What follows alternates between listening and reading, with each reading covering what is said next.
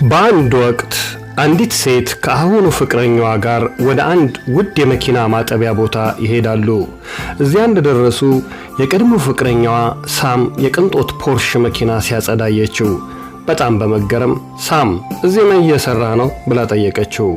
ሳም መልስ ለመስጠት ሲሞክር አሁን ያለው ፍቅረኛዋ ከመኪናዋ ወርዶ መጣ። ሳም የሰው የድሮ የትምህርት ቤት ጓደኛው እንደሆነ በዝግታ ገለጸ። የሴትዮዋ አዲስ ፍቅረኛ ደግሞ እናንተ አሁን አብራችሁ ናችሁ ማለት ነው ሲል በፌዝ ጠየቀ። ሳምም አዎ ሲል ፍቅረኛዋ በድጋሚ ሳቀና አሪፍ ነው ያንን መኪና በጥንቃቄ ያዝ። ሳም እኔ የራሴ ያለኝና ምን ያህል እንደሚያወጣ አውቃለሁ ሲል አሳወቀው።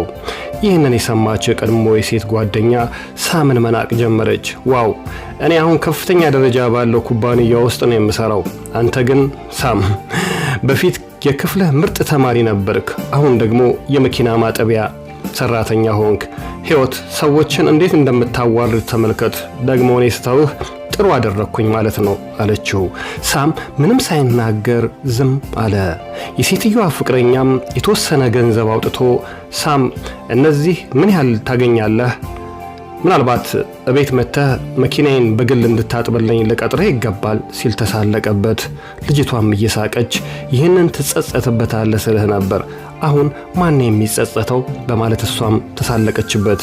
በዚህ ንግግር መካከል አንድ ሰው ወደ ውስጥ ገብቶ ሳምን ጌታዬ መካኒኩ በ5 ደቂቃ ውስጥ ይደርሳል አለው። ልጅቷም ወዲያው ዞር ብላ ይህንን ሰውዬ ነው እንዴ ጌታ ያልከው? እሱ እኮ የመኪና ማጠቢያ ሰራተኛ ነው ብላ በመገረም ተናገረች። የሱቁ ባለቤት ግን ይህንን ሰምቶ ከልቡ ሳቀና በጣም አስቂኝ ሰው ነሽ፣ ሚስተር ሳም እኮ የእኛ ልዩ ደንበኛ ናቸው። ከዚህ ውጪ የምታዩትን ሮልስ ሮይስ መኪና የእርሳቸው ነው። እሱ እዚህ የመጣው የራሱን ፖርሽ ለመፈተሽ ነው በማለት እውነታውን ገለጸላት። ሳምም በረጋ መንፈስ ፈገግ አለና ስኬታማ ሰዎች ብዙ አያወሩም ወይም አያሳዩም፣ ዓለም በራሷ እንድታውቅ ብቻ ነው የሚተውት በማለት ጥበብ ያለበትን ምላሽ ሰጠ። ይህ ታሪክ ሰዎች በመጀመሪያ እይታ የሚያዩትን ነገር ተጠቅመው በሌሎች ላይ መፍረድ እንደሌለባቸው ያሳያል።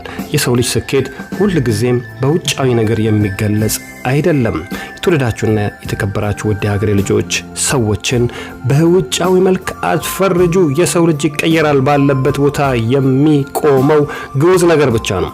በያላችሁበት የዓለም ዳርቻ ሁሉ ሰላማችሁ ብዝት ትርፍርፍ ይበልልኝ። አዱ ገነት ነኝ። ከወደዳችሁት ላይክ አድርጉት። ላቭ ዩ ጋይስ ባይ